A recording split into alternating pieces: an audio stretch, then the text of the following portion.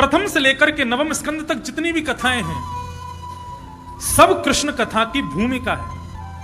बहुत ध्यान से सुनिएगा। ये भगवान के जितने भी अवतार हुए वो प्रत्येक अवतार कृष्ण अवतार की व्यवस्था के लिए हुआ। जैसे कि मुझे कथा करने के लिए बंबई जाना है, तो बंबई कथा करने से पहले मैं 3 आदमी भेजूंगा, व्यवस्था देख करके आओ, फिर 2 बार आदमी फिर भेजूंगा, व्यवस्था देख के आओ। जिस दिन मैं पहुंचूंगा उस दिन मुझसे पहले भी कोई एक पहुंचेगा, व्यवस्था देखेगा, सब ठीक है, उचित है, तब कथा प्रारंभ होती है। ठीक उसी प्रकार कृष्ण अवतार होने वाला है, उससे पहले भगवान को बड़ी चिंता है। इसलिए भगवान ने बराह, कूर्म, नृसिंह ये सारे अवतार धारण किए ताकि कृष्ण लीला की व्यवस्था अच्छी से अच्छी बन जाए। आप कहोगे ये कैसे संभव हो सकता है, तो सुनिए, हम सुनाते हैं आपको। प्रत्येक लीला, प्रत्येक अवतार कृष्ण कथा के लिए। कैसे? पहले लेते हैं वामन अवतार। भगवान ने वामन अवतार धारण किया, तो जैसे ही ठाकुर जी वामन बनकर के गए तो बलि के द्वार पर जैसे तो ऐसा ही बालक देना, या फिर इसी को ही मेरा बालक बना देना। वामन भगवान के प्रति बाल वात्सल्य भावना प्रकट हुई। किसकी? रत्नमाला की, बलि की पुत्री की। भगवान बोले ठीक है, पूरी करेंगे तुम्हारी मन की इच्छा। लेकिन बलि वामन संवाद जैसे ही चलने लगा और वामन भगवान ने 3 पग जमीन का वरदान मांगा, बलि ने कमंडल से जल देकर के संकल्प कर दिया कि 3 पग जमीन देंगे। संकल्प करते ही वामन भगवान विशाल बन गए। 2 पग से उन्होंने तीनों लोक नाप लिए। तीसरा पग देने के लिए बलि के पास कुछ भी नहीं बचा। तब बलि को नाग ने आकर के अपने पास में बांध लिया। शेषनाग ने पास में आकर के बांध लिया। उस समय रत्नमाला जो बलि की पुत्री है, भगवान के प्रति वात्सल्य भाव उसका नष्ट हो जाता है। हे विधाता, मैंने आपसे प्रार्थना की थी कि यह बालक मुझको पुत्र रूप में मिले, लेकिन यदि आप मेरी इस इच्छा से प्रसन्न हो गए हो और इसको मेरे बालक के रूप में भेज रहे हैं, तो ऐसे बालक को तो विष देकर के मार देना चाहिए। ऐसा बालक। भगवान ऊपर से देखने लगे, वाह रत्नमाला, तुमने हमको बालक भी मांगा और विष देकर के मारना भी चाहा, तुम ही पूतना बन के आओगे। पूतना मिल गई भगवान। तो वामन अवतार किसकी भूमिका बना रही थी? कृष्ण लीला की भूमिका। भगवान पूतना को खोजने गए थे वामन बन के, ताकि कंबा दयालुम शरणम ब्रजेम, कृष्ण कितने दयालु हैं ये संसार को बता सकें, उसके लिए पूतना चाहिए।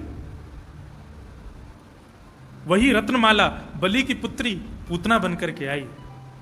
उसकी पहली इच्छा थी कि ऐसे बालक को अंक में भर के अपने पयोधर का पान कराऊं। भगवान ने वो पूरी कर दी।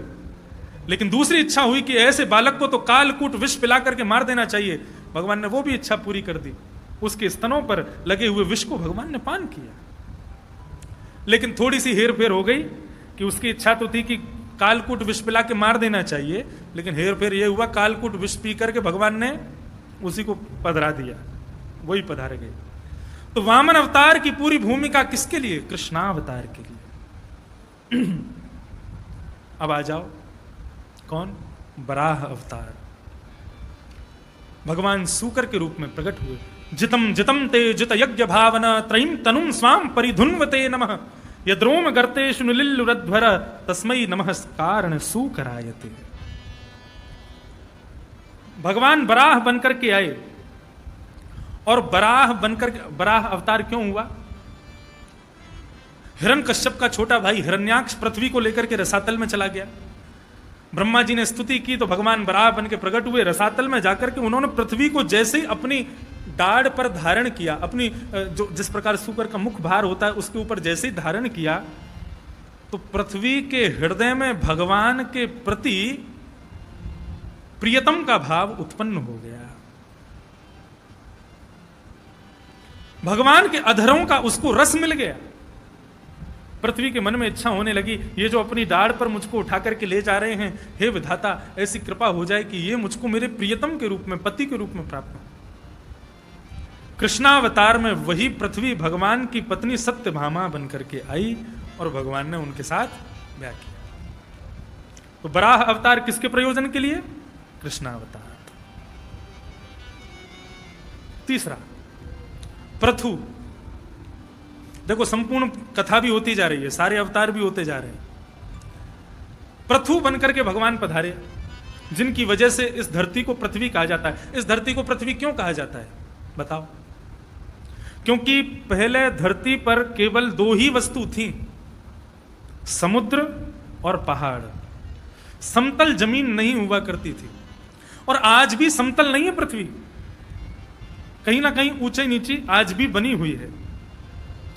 तो जब पृथु महाराज का प्रादुर्भाव हुआ तब सबने आकर के पृथु महाराज से प्रार्थना की। तब पृथु महाराज ने आधी से ज्यादा पृथ्वी को समतल बना दिया, पहाड़ों को काट दिया। किसी ने पूछा पृथु महाराज ने पहाड़ क्यों काट दिए?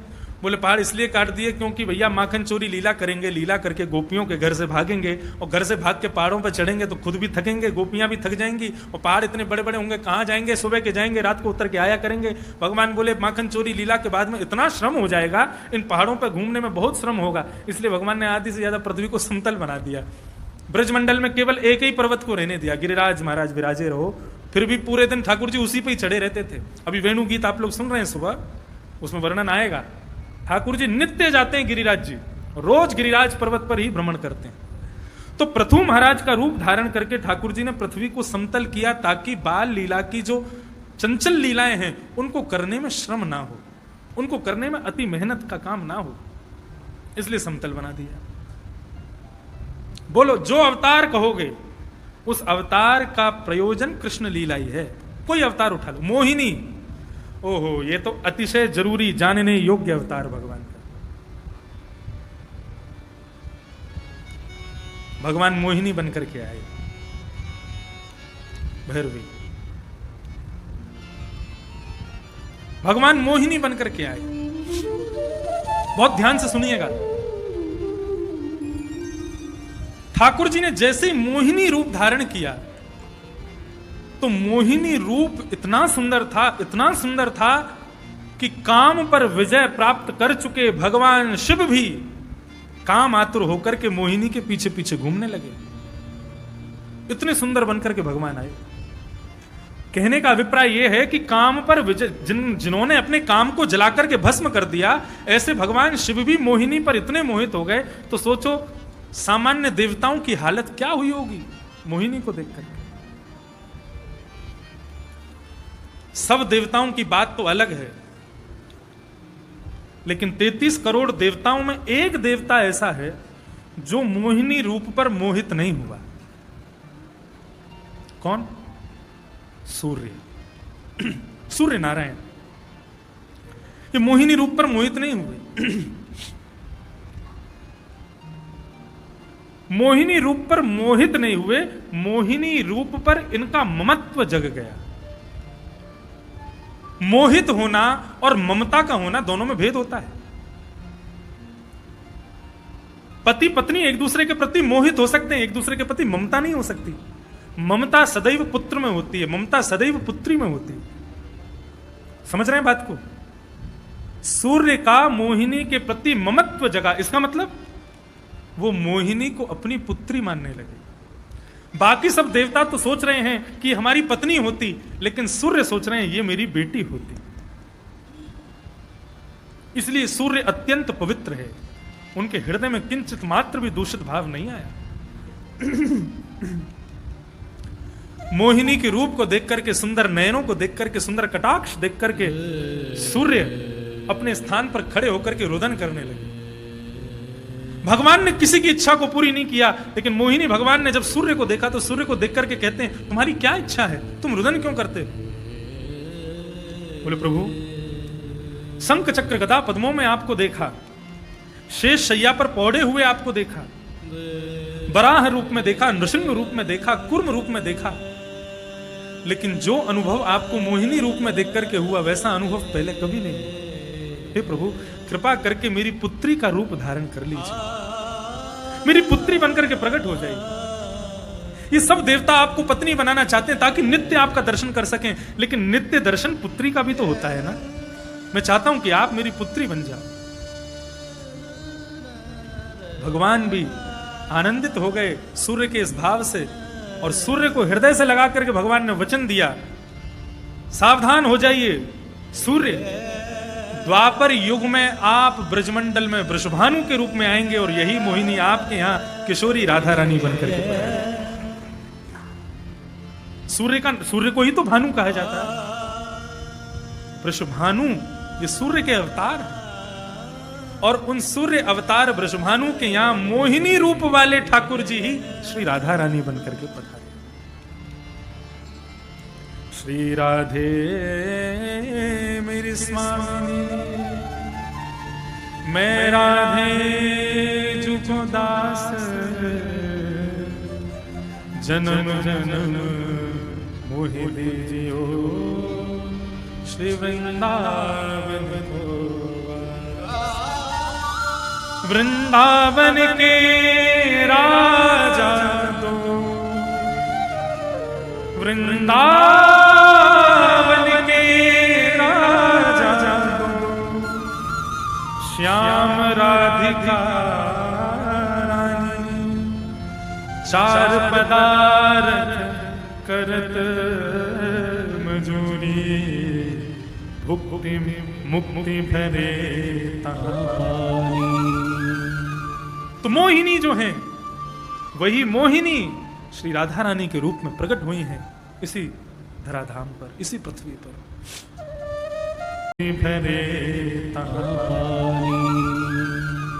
तो मोहिनी जो हैं वही मोहिनी श्री राधा रानी के रूप में प्रकट हुई हैं इसी धराधाम पर, इसी पृथ्वी पर।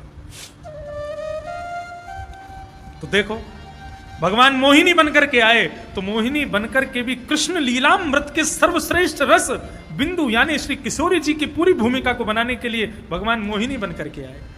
भगवान मोहिनी बने ही इसलिए कहीं किसी के हृदय में तो प्रकट हो ये इच्छा कि मैं इस रूप में आऊं, और वो हुई है सूर्य के हृदय में, और भगवान मोहिनी ही राधा रानी के रूप में पधारे।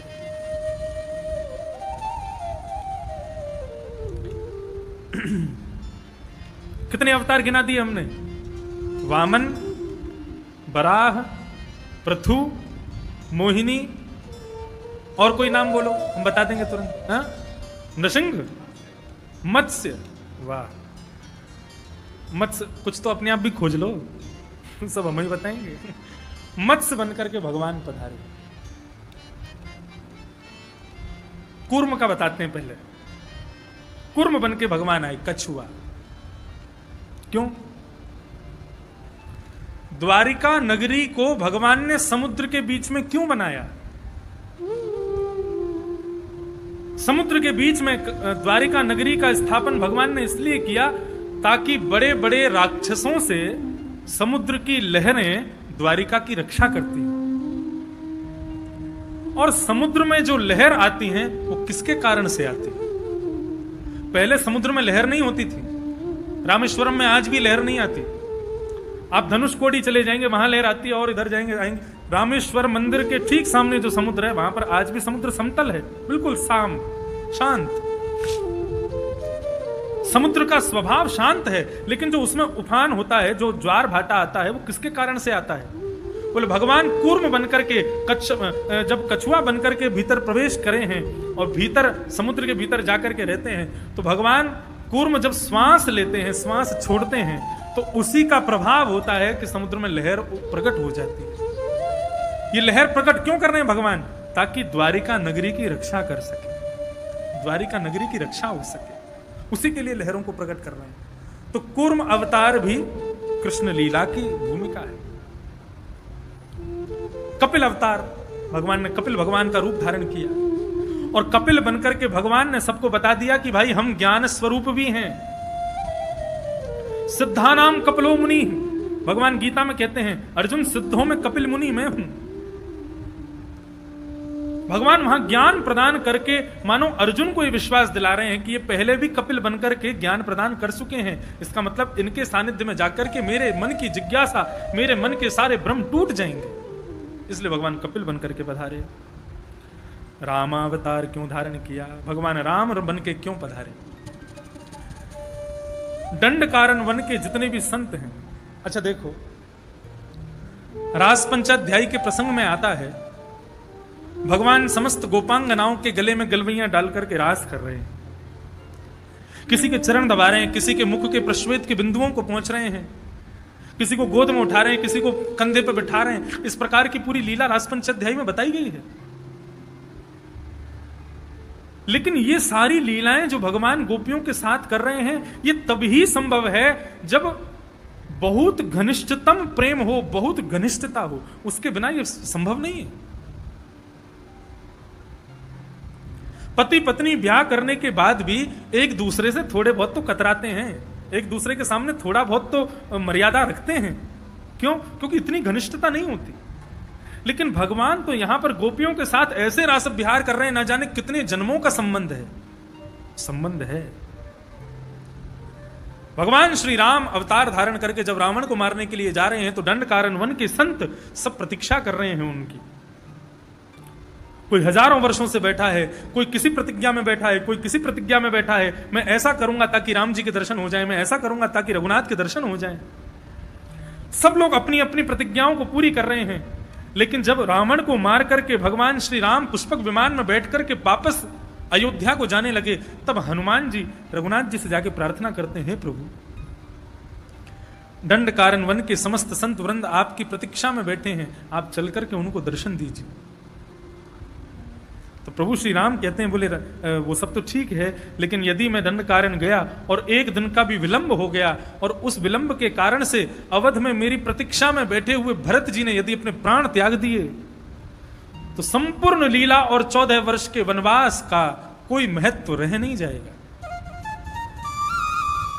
ये हजारों लाखों संत हैं, ये तो अपने तप के बल पर इस जन्म में केवल तपस्या कर लें, अगले जन्म में पुनः जन्म लेकर के मेरी प्राप्ति कर सकते हैं।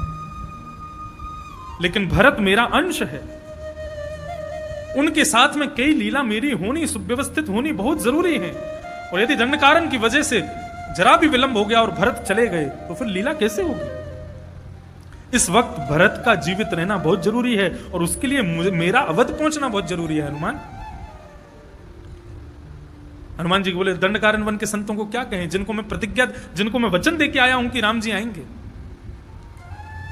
रघुनाथ जी बोले, देखो यदि मैं अभी दंडकारण्य वन चला भी गया तो क्षण भर का दर्शन देकर के मुझको तुरंत जाना पड़ेगा।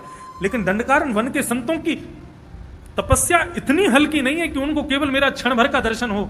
उनकी तपस्या इतनी श्रेष्ठ है, उनको मेरा आलिंगन मिलना चाहिए, उनको मेरा स्पर्श मिलना चाहिए, उनको मेरा अति सामीप्य मिलना चाहिए। और उसके लिए उनको प्रतीक्षा करनी पड़ेगी। कब तक? बोले, द्वापर में हम कृष्ण बन के आएंगे। और हम वचन देते हैं हनुमान, ये समस्त दंडकारण्य वन के संत सब गोपी बन करके पधारेंगे, और फिर इनके साथ रासव विहार करके इनको वो सुख हम प्रदान करना चाहते हैं, जो सुख एक प्रियतम अपनी प्रियतमा को प्रदान करता है, वो सुख इनको मिलेगा, जो सुख इन्होंने कभी विचार भी नहीं किया होगा, जो सुख परमात्मा जीवात्मा को कभी दे भी नहीं सकता, किसी ने वर्णन भी नहीं किया, वो सुख मैं इन दंडकारण्य वन के संतों को दूंगा। लेकिन द्वापर युग, हनुमान जी बोले, हमने वचन दिया, हम क्या करें? तो कल्याण टीका आती है गीता प्रेस गोरखपुर की, उसकी एक कथा हमने सुनी थी, पढ़ी थी। उसमें कथा आती है कि राम जी भरत जी से पूछते हैं कि हनुमान के ऋण से कैसे उऋण हुआ जाए, इसने इतनी सेवा की, हम क्या करें कि हनुमान के ऋण से हम उऋण हो जाए। तब भरत जी कहते हैं, बोले प्रभु मैं तो नहीं बता सकता, क्योंकि उनके ऋण से तो मैं भी ऋणी हूं, उनका तो मैं भी ऋणी हूं। आपके इस प्रश्न का उत्तर एक ही व्यक्ति दे सकता है। कौन? बोले आपकी चरण पादुका। 14 वर्षों तक जिनके आश्रय में मैं रहा, उन पादुकाओं से पूछिए। रघुनाथ जी अपनी पादुकाओं से पूछते हैं कि हनुमान के ऋण से कैसे उऋण हुआ जाए। तब भगवान की पादुका उत्तर देती हैं, बोले राम जी, रघुनाथ जी, आपने हनुमान जी को वचन दिया था कि आप द्वापर युग में कृष्ण बन के आएंगे और दंडकारण्य वन के समस्त संत गोपी बन करके आएंगे। बोले हाँ, दिया तो था। बोले लेकिन उन संतों को आपसे मिलाने का दायित्व हनुमान ने अपने हाथ में लिया है, अब द्वापर में हनुमान कैसे आएगा? राम जी बोले, ये तो हमने सोचा ही नहीं। तब पादुका उत्तर देती हैं, बोले कि महाराज आप चिंता मत कीजिए, यही हनुमान जी आपकी वंशी के रूप में पधारेंगे, और आप उनको अधरों पर धारण करके जब वेणुनाद करेंगे, वेणु रव का जब वादन करेंगे, उस वेणु रव को सुन करके ब्रजमंडल की समस्त दंडकारण्य वन के संत जो गोपियां बन करके आई हैं, केवल वही गोपियां आपकी रास में आएंगी, प्रवेश करेंगी, और हनुमान जी के ऋण से आप उऋण हो जाओगे। तो राम अवतार भी कृष्ण जन्म की भूमिका है। ये सब कृष्ण लीला की भूमिकाएं हैं। भगवान परशुराम बनकर के आए, परशुराम अवतार धारण किया। क्यों? कंस को मारने के लिए धनुष परशुराम जी ने दिया था। यदि कंस को धनुष नहीं देंगे तो फिर वध कैसे होगा उसका? इसलिए भगवान परशुराम बनकर के आए ताकि कंस को शिष्य बना लें, शिष्य बना के उसको धनुष दें, उसी धनुष को कृष्ण तोड़ दें और तोड़ करके कंस का वध कर दें। इसलिए परशुराम बन के आए। नृसिंह भगवान नृसिंह बनकर के आए। नृसिंह क्यों बनकर के आए?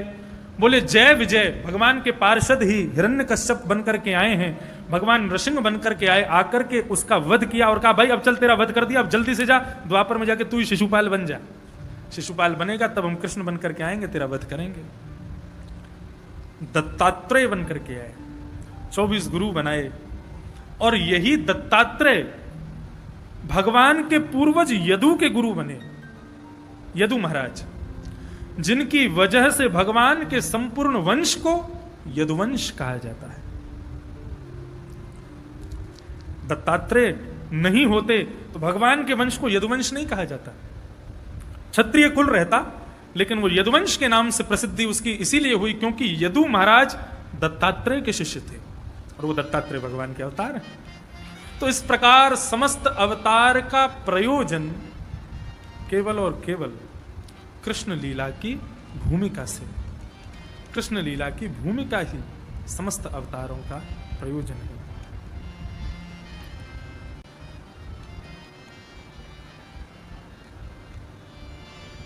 ऋषभ अवतार क्यों धारण किया भगवान ने?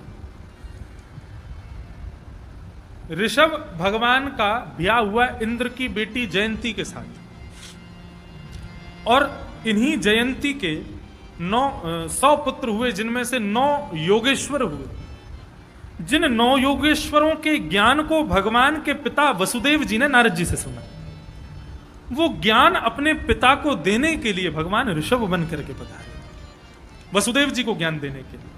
तो इस प्रकार आप किसी भी अवतार को उठा के बैठेंगे, मैंने मत्स्य अवतार पर अभी विवेचन नहीं किया, लेकिन आपने बताया, अब कल मत्स्य अवतार भी बताएंगे कि मत्स्य अवतार का प्रयोजन क्या है कृष्ण लीला से।